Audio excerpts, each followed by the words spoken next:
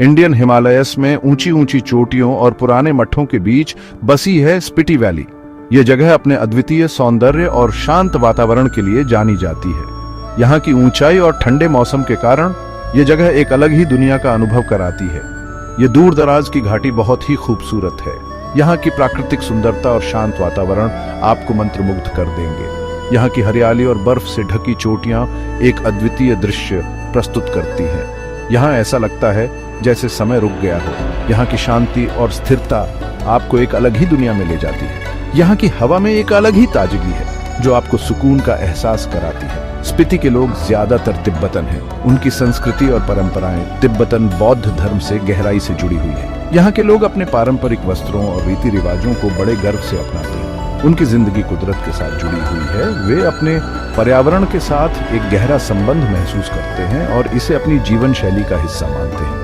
यहाँ के लोग प्रकृति के साथ सामंजस्य में जीते हैं। उनकी संस्कृति बहुत रिच है जो पीढ़ी दर पीढ़ी चली आ रही है। यहाँ के लोग अपने पारंपरिक त्योहारों और धार्मिक अनुष्ठानों को बड़े धूमधाम से मनाते हैं। उनकी संस्कृति में एक गहरा आध्यात्मिक तत्व है। स्पीति वैली में बहुत अलग अलग चीजें एक साथ हैं। यहाँ की भौगोलिक विविधता और सांस्कृतिक धरोहर इसे एक अनोखी जगह बनाती है। यहाँ की हरियाली और बर्फ से ढकी चोटियां एक अद्वितीय दृश्य प्रस्तुत करती हैं। जमीन सूखी और पथरीली है। यहाँ की कठोर जलवायु और ऊंचाई के कारण यहाँ की जमीन बहुत ही शुष्क और पथरीली है, लेकिन इसके बावजूद यहाँ की प्राकृतिक सुंदरता अद्वितीय है। फिर भी यहाँ हरे भरे नखलिस्तान भी हैं।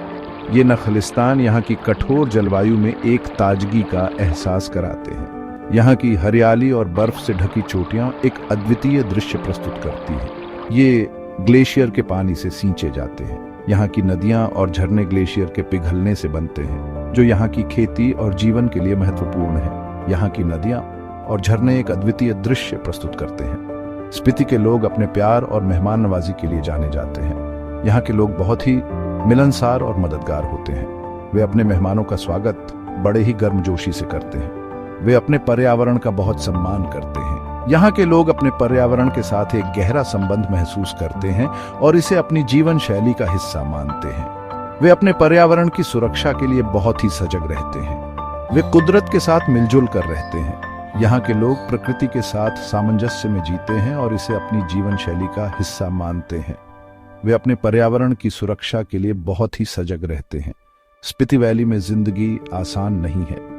यहाँ की कठोर जलवायु और ऊंचाई के कारण यहाँ की जिंदगी बहुत ही कठिन है, लेकिन यहाँ के लोग अपनी हिम्मत और धैर्य से इस कठिनाई का सामना करते हैं। कठोर मौसम और दूर दराज का इलाका इसे रहने के लिए मुश्किल जगह बनाता है। यहाँ की ठंडी जलवायु और ऊंचाई के कारण यहाँ की जिंदगी बहुत ही कठिन है, लेकिन यहाँ के लोग अपनी हिम्मत और धैर्य से इस कठिनाई का सामना करते हैं। लेकिन स्पीति के लोग हिम्मत वाले हैं। उनका हौसला बुलंद है। वे अपनी कठिनाइयों का सामना बड़े ही धैर्य और साहस के साथ करते हैं। यहाँ के लोग अपनी हिम्मत और धैर्य से इस कठिनाई का सामना करते हैं। उन्हें अपनी परंपराओं पर पूरा भरोसा है। यहाँ के लोग अपनी परंपराओं और रीति रिवाजों को बड़े गर्व से अपनाते हैं। उनकी संस्कृति में एक गहरा आध्यात्मिक तत्व है। यह उनके रंगीन त्योहारों में दिखाई देता है। यहाँ के लोग अपने पारंपरिक त्योहारों और धार्मिक अनुष्ठानों को बड़े धूमधाम से मनाते हैं। उनकी संस्कृति में एक गहरा आध्यात्मिक तत्व है। ऐसा ही एक त्योहार है लोसर, तिब्बतन न्यू ईयर। यह त्योहार बहुत ही धूमधाम से मनाया जाता है। यहाँ के लोग अपने पारंपरिक वस्त्रों और रीति रिवाजों को बड़े गर्व से अपनाते हैं। ये बहुत खुशी और जश्न का समय होता है। यहाँ के लोग अपने पारंपरिक त्योहारों और धार्मिक अनुष्ठानों को बड़े धूमधाम से मनाते हैं। उनकी संस्कृति में एक गहरा आध्यात्मिक तत्व है। लोसर एक ऐसा समय है जब स्पीति वैली रंगों, संगीत और नृत्य से जीवंत हो उठती है। यहाँ के लोग अपने पारंपरिक त्योहारों और धार्मिक अनुष्ठानों को बड़े धूमधाम से मनाते हैं। उनकी संस्कृति में एक गहरा आध्यात्मिक तत्व है। यह एक ऐसा समय है जब समुदाय अपनी अनोखी सांस्कृतिक विरासत का जश्न मनाने के लिए एक साथ आता है। यहाँ के लोग अपने पारंपरिक त्योहारों और धार्मिक अनुष्ठानों को बड़े धूमधाम से मनाते हैं। उनकी संस्कृति में एक गहरा आध्यात्मिक तत्व है। ये बीते साल पर विचार करने और नए साल का उम्मीद और खुशी के साथ स्वागत करने का समय है। यहाँ के लोग अपने पारंपरिक त्योहारों और धार्मिक अनुष्ठानों को बड़े धूमधाम से मनाते हैं। उनकी संस्कृति में एक गहरा आध्यात्मिक तत्व है। लोसर तिब्बतन कैलेंडर का सबसे इंपॉर्टेंट त्योहार है। यह पर्व तिब्बतियों के लिए बहुत ही खास होता है और इसे बड़े धूमधाम से मनाया जाता है। यह नए साल की शुरुआत का प्रतीक है। तिब्बती लोग इस दिन को बहुत ही उत्साह और उमंग के साथ मनाते हैं। यह नई शुरुआत और पुनर्जन्म का समय है। यह समय होता है जब लोग अपने पुराने दुखों और कष्टों को भूलकर नए सिरे से जीवन की शुरुआत करते हैं। लोसर शब्द तिब्बतन शब्दों लो, जिसका अर्थ है साल, और सर, जिसका अर्थ है नया, से बना है। यह नाम ही इस पर्व के महत्व को दर्शाता है। यह जिंदगी का जश्न मनाने और पिछले साल के आशीर्वाद के लिए शुक्रिया अदा करने का समय है। लोग अपने परिवार और दोस्तों के साथ मिलकर इस दिन को खास बनाते हैं। लोसर परिवारों के एक साथ आने का समय है। यह समय होता है जब लोग अपने प्रियजनों के साथ मिलकर खुशियां बांटते हैं। यह दोस्तों के लिए खाना शेयर करने और गिफ्ट देने का समय है। लोग एक दूसरे को उपहार देकर अपने प्रेम और स्नेह का इजहार करते हैं। ये पुरानी रंजिशों को भुलाकर नई शुरुआत करने का समय है। लोग अपने मन की कड़वाहट को दूर करके एक दूसरे के साथ मेल मिलाप करते हैं। यह त्योहार बहुत उत्साह और खुशी के साथ मनाया जाता है। लोग नाचते गाते हैं और अपनी खुशियों का इजहार करते हैं। यह सभी के लिए एक साथ आने और अपनी साझा विरासत का जश्न मनाने का समय है। यह पर्व तिब्बती संस्कृति और परंपराओं का प्रतीक है। लोसर का जश्न कई दिनों तक चलता है। यह पर्व 3 दिनों तक मनाया जाता है, जिसमें हर दिन का अपना एक खास महत्व होता है। यह प्राचीन रस्मों, रंगीन नृत्यों और स्वादिष्ट खाने से भरा होता है। लोग पारंपरिक वेशभूषा पहनते हैं और विभिन्न प्रकार के व्यंजनों का आनंद लेते हैं। यह त्योहार रंगों और ध्वनियों का मेला है। हर जगह रंग बिरंगे झंडे और सजावट देखने को मिलती है। यह इंद्रियों के लिए एक दावत है। हर तरफ से खुशबू, संगीत और हंसी की आवाजें आती हैं। हवा में मंत्रों का जाप, पारंपरिक संगीत और बच्चों की हंसी की आवाजें गूंजती हैं। ये सब मिलकर एक अद्भुत माहौल बनाते हैं। सड़कों को प्रार्थना झंडों से सजाया जाता है। ये झंडे हवा में लहराते हुए एक अद्भुत दृश्य प्रस्तुत करते हैं। घरों को शुभ प्रतीकों से सजाया जाता है। लोग अपने घरों को साफ सुथरा करके उन्हें सुंदर बनाते हैं। लोसर सिर्फ जश्न का समय नहीं है। यह समय होता है जब लोग अपने भीतर झांकते हैं और आत्मनिरीक्षण करते हैं। यह चिंतन और आत्मनिरीक्षण का भी समय है। लोग अपने पिछले साल के कर्मों के बारे में सोचते हैं और उनसे सीख लेते हैं। यह पिछले साल के अपने कर्मों के बारे में सोचने और आने वाले साल के लिए संकल्प लेने का समय है। लोग नए साल के लिए नए लक्ष्य निर्धारित करते हैं। यह अपने आध्यात्मिक पक्ष से जुड़ने और भविष्य के लिए आशीर्वाद मांगने का समय है। लोग भगवान से प्रार्थना करते हैं और अपने जीवन में शांति और समृद्धि की कामना करते हैं।